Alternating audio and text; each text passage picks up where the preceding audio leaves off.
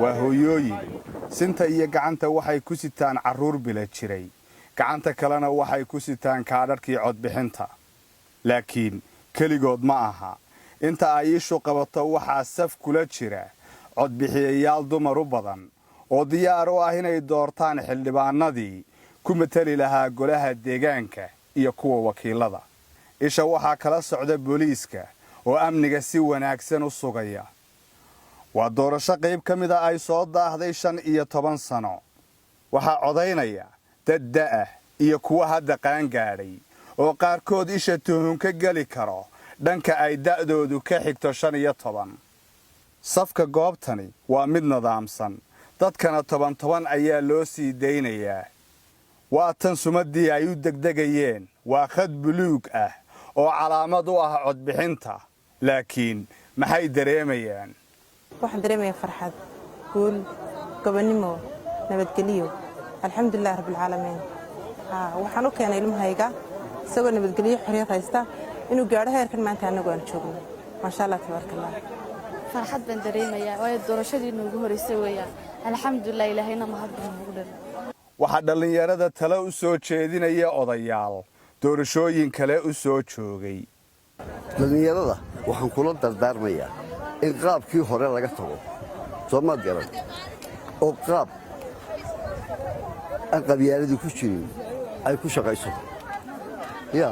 waa talo aan inta badan la garowsan sida magaalooyinka kale burca inta badan suuqyada iyo laamiyada cidima joogto dadweyne badan ayaa u safray deegaan doorashada beeshooda halkaasoo ay xilliga diiwaangelinta musharaxiintu isku dayaan inay ku tallaalaan codad ay ku soo baxaan iyagoo dadka u rara tuulooyinka xilliga doorashada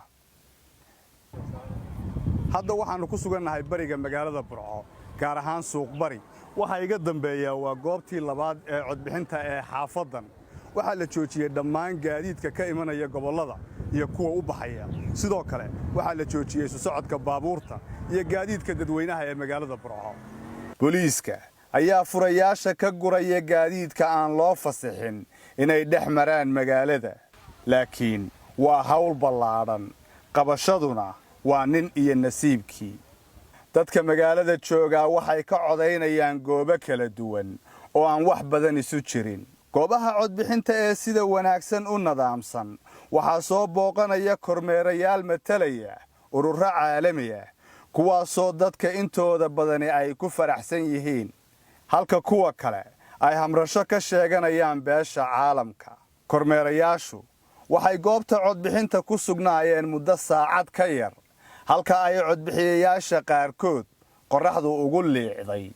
baahida ay u qabaan inay codkooda u dhiitaan si dimuqraadi ah